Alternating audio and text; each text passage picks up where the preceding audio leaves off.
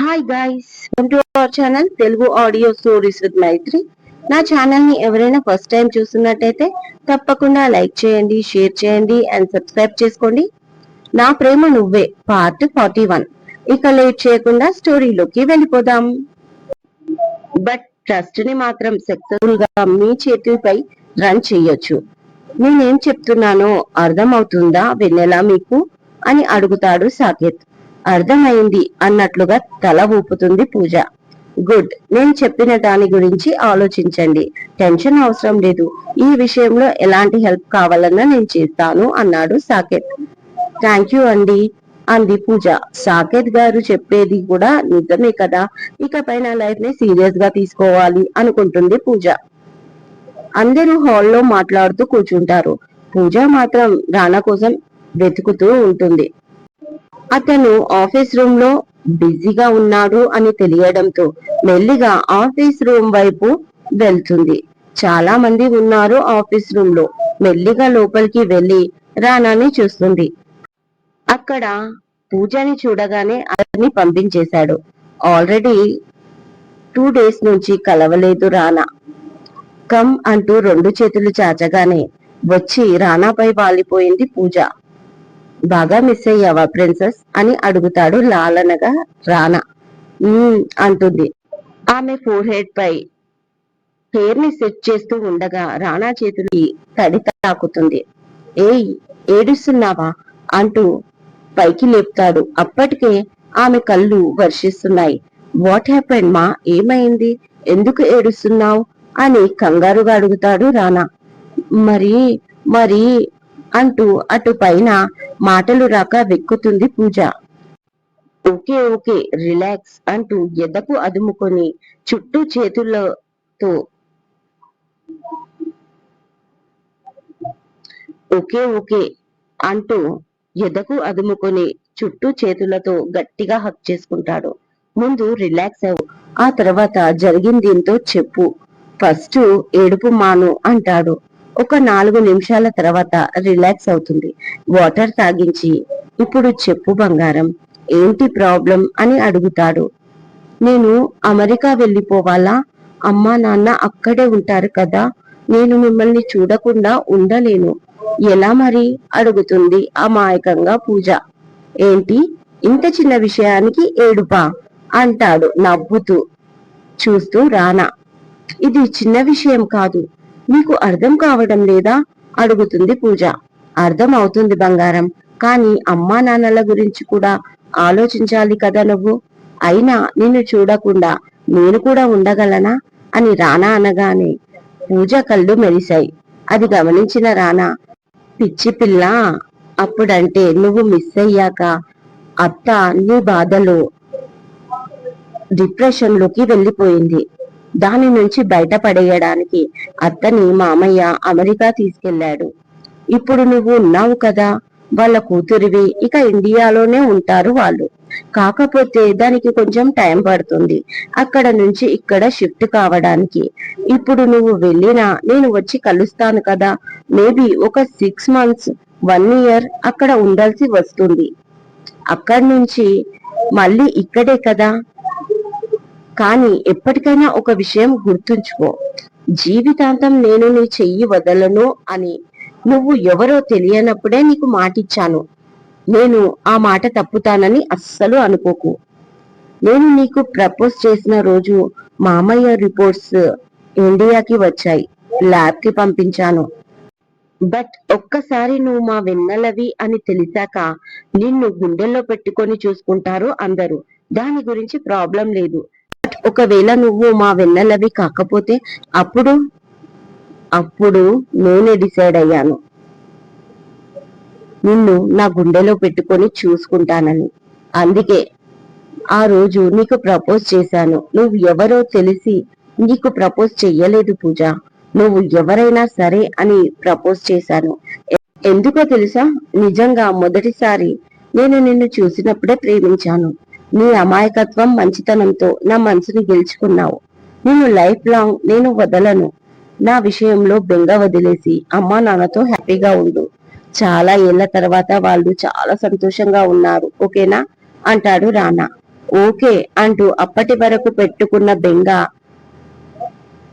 భయం అంతా ఎగిరిపోవడంతో గట్టిగా హక్ చేసుకుంది రానాని పూజ. కాసేపటికి సాకేత్ చెప్పిన మాటలు చెప్తుంది. నాన్న చాలా గ్రేట్ కదా, ఆయన కూతుర్నైనా నేను జీరోని కదా బావా అంటుంది బాధగా పూజ. కాదు బంగారం, నువ్వు ఎప్పటికీ జీరోవి కాదు. మీ అత్త అంత బాధ పెట్టినా నువ్వు చాలా బాగా చదువుకున్నావు.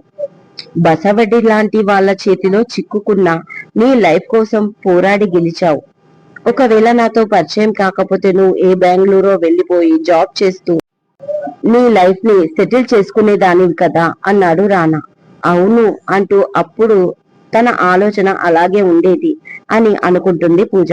మరి అప్పుడు నువ్వు ఏ ట్రస్ట్ లోనో జాబ్ సంపాదించి ఆ ట్రస్ట్ లో నిజాయితీగా పనిచేసి ఒక మంచి పొజిషన్ కి వస్తే జీరోవి అయ్యేదానివా అని రానా మాటలకు పూజ రానాని చూస్తూ ఉంటుంది. తను చెప్పేది కూడా నిజమే కదా అనుకుంటుంది. లైఫ్ లో గెలిచిన దానివే కదా, కాకపోతే ఇప్పుడు ప్రకాష్ కాకర్ల కూతురిగా నీకు ఏ జాబు వెతుక్కునే అవసరం లేదు. అన్ని నీ దగ్గరే ఉన్నాయి. జస్ట్ నిన్ను నువ్వు ప్రూవ్ చేసుకోవాలి అంతే. దానికి మామయ్య సపోర్ట్ ఎంతో ఉంటుంది. డబ్బు ఉంది. బయట పేదవాళ్లకు రకరకాల సమస్యలు ఉన్నాయి. వాటిని సాల్వ్ చేయి. చదువు లేని వాళ్లకు చదువు కావాలి, చదువుకున్న వాళ్లకు ఉద్యోగాలు కావాలి. డబ్బు లేక చాలా కుటుంబాలు హెల్త్ ప్రాబ్లం తో బాధపడుతున్నాయి. వాళ్ళకి ట్రీట్మెంట్ కావాలి. అలాంటి వాళ్లకు హెల్ప్ చేయడానికి స్ఫూర్తి ఫౌండేషన్ ఉంది. దాన్ని ఉపయోగించుకో. అందరికీ సహాయం చెయ్యి. నీ టైం అయిపోలేదు పూజ, ఇప్పుడే స్టార్ట్ అయింది. ప్రకాష్ కాకర్ల కూతురు ఈ స్ఫూర్తి కాకర్ల అంటే ఏంటో అందరికీ చూపించు. ఏమంటావ్ అంటాడు రానా. చిన్న పిల్లల పూజని ఒడిలో కూర్చోబెట్టుకుని తనకి బ్రెయిన్ వాష్ చేస్తూ. రానా చెప్పిన మాటలు చాలా ప్రభావం చూపించాయి పూజకి. ఎస్ బావా, మీరు చెప్పింది నిజమే. ఇకపైన నేను మీలాగే ఆలోచిస్తాను. సాకేత్ చెప్తే టెన్షన్ అయ్యాను. నేనేంటి అని నన్ను నేను క్వశ్చన్ వేసుకున్నాను. బట్ ఇప్పుడు మీరు చెప్తే అర్థం అవుతుంది అంటుంది పూజ రానా వైపు చూస్తూ. సాకేత్ కూడా ఇదే చెప్పాడు నీకు. బట్ నువ్వు ఫేస్ చేసిన సిచ్యువేషన్స్ తనకు తెలియవు కదా, అందుకే నీకు అర్థం కాలేదు. అది కాక నా పూజ వెరీ ఇన్నోసెంట్ అంటూ గట్టిగా హత్తుకున్నాడు. అంటూ తను కూడా గట్టిగా చుట్టుకుంది పూజ. కాసేపు అలాగే ఉన్నాక, బావా నాకు ఒక మాట ఇవ్వు. నన్ను ఎప్పుడు పూజలాగే అర్థం చేసుకుని ప్రేమించాలి. నా ప్రాబ్లమ్స్ అన్ని సాల్వ్ చేసి నన్ను ఎప్పటికీ ఇలాగే మీ పూజలాగే చూసుకుంటానని ప్రామిస్ చెయ్యి అని అంటూ చెయ్యి చాచి అడుగుతుంది పూజ. ఓకే, కానీ నోటితో చెప్పే మాటలకు చేతిలో చెయ్యి వేసి చెప్తే ఏం బాగుంటుంది అడుగుతాడు డౌట్ఫుల్ గా ఫేస్ పెట్టి రానా. అంటే మాట తీసుకునేటప్పుడు చేతిలో చెయ్యే కదా వేస్తారు అని అడిగింది. ఆహా, ఇప్పుడు కొత్త ట్రెండ్ నడుస్తుంది పూజ. పెదాలతో పెదాలపై పెట్టి మాట ఇస్తున్నారు అని కాస్త రహస్యంగా చెప్తాడు రానా. తన కళ్ళు కొంటెగా నవ్వుతున్నాయి అప్పుడు. అవునా, నువ్వు వద్దు, నీ మాట వద్దు అంటూ గబుక్కున లేచింది పూజ. ఓయ్, మాట సగంలో వదిలేయకూడదు అంటూ పూజ నడుము చుట్టూ చెయ్యి వేసి వెనక నుంచి హత్తుకుంటాడు రానా. పూజకు ఏదో అవుతుంది. అతని చెంప ఆమె చెంపని తాకగానే అయినా చేతులతో గింజుకుంటూ విడిపించుకోవడానికి ట్రై చేస్తుంది. వెంటనే ఫోర్స్ గా తన వైపు తిప్పుకొని ఫోర్స్ గా పెదాలు అందుకుంటాడు. చాలా డీప్ గా కిస్ చేస్తూ ఉంటాడు రానా. తను ఎంత వద్దనుకున్నా దూరం చేయడం పూజ వల్ల కాలేదు. ఆమెకు తెలియకుండానే అతని అండర్లోకి వెళ్ళిపోతుంది. అలా చేస్తూనే మెల్లిగా వెనక్కి జరిపి వాలికి టచ్ చేస్తాడు. పూజ కూడా లీనమైపోతుంది ఆ ముద్దులో. కాసేపటి తర్వాత ఫోన్ బెల్ మోగడంతో ఈ లోకంలోకి వస్తారు. మెల్లిగా వదులుతాడు రానా. పూజ కూడా ఇబ్బందిగా కదులుతూ పరిగెత్తుకుంటూ ఇంట్లోకి వెళ్ళిపోతుంది. ఏయ్ బంగారం ఆగు అంటాడు నవ్వుతూ రానా వెనక నుంచి. వినిపించుకోదు. పూజ హాల్లోకి ఎంట్రీ అవ్వగానే ఏడుపులు పెడబొబ్బలు వినిపిస్తాయి. భయంగా వచ్చి చూస్తుంది. రమణి కింద కూర్చొని ఓ అని ఏడుస్తూ ఉంటుంది. సుమతి, అరుణ, రాధిక, సువర్ణ అందరూ ఆమెను ఊరుకోబెట్టడానికి ట్రై చేస్తూ ఉంటారు. అసలు ఏం జరిగిందో అర్థం కాదు పూజకి. ప్రకాష్ కోపంగా చేతులు కట్టుకొని నిల్చుంటాడు, ఏటో ఆలోచిస్తూ. ఆమె ఏడుస్తున్నా పట్టించుకోనట్లుగా. విష్ణు, కృష్ణ, మహేష్ లు సైలెంట్ గా ఉంటారు. పైనుంచి వినయ్ వాళ్ళు బయటికి నుంచి రానా వస్తారు. ఆ సౌండ్ కి భయపడుతూ వెళ్లి ప్రకాష్ పక్కన నిలబడుతుంది పూజ. కూతుర్ని చూడగానే ప్రకాష్, వెన్న బంగారం ఎక్కడికి వెళ్ళావు తల్లి, నీకోసమే చూస్తున్నా అంటాడు చాలా నార్మల్ గా ప్రకాష్. నాన్న, అత్త ఎందుకు ఏడుస్తుంది అంటుంది రమణి వైపు చూపిస్తూ పూజ. ఓ అదా, తనకి కొంచెం హెల్త్ ప్రాబ్లం, మనం ట్రీట్మెంట్ ఇద్దాంలే అంటూ వివేక్ తనని పైకి తీసుకెళ్ళు అంటాడు ప్రకాష్. ఏ, నీ కూతురికి ఏమి తెలియకూడదా అరుస్తుంది రమణి ఆ మాట విని. చూడక్క, గొడవ నీ భర్తకి నాకు మధ్య, ఇందులో నా భార్యని నా బిడ్డని లాగకు అంటాడు ప్రకాష్. ఇప్పుడు నేను ఆ గొడవ గురించి మాట్లాడట్లేదు. నీ కూతుర్ని నా కొడుకుకి ఇస్తావా లేదా అడిగింది రమణి.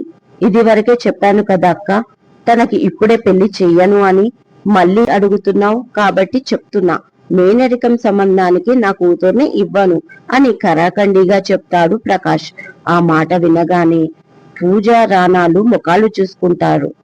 పూజ కళ్ళల్లోకి వాటర్ చేరింది అప్పటికే. వివేక్ పూజని పైకి తీసుకొని వెళ్ళిపోతాడు. ఇది ఇవాళటి ఎపిసోడ్. ఈ ఎపిసోడ్ మీకు నచ్చినట్టు అయితే నాకు కామెంట్ లో చెప్పండి. అలాగే లైక్ చేయండి, షేర్ చేయండి, సబ్స్క్రైబ్ చేసుకోండి నా ఛానల్ ని. మరొక మంచి ఎపిసోడ్ తో మీ ముందు ఉంటాను. మైత్రి.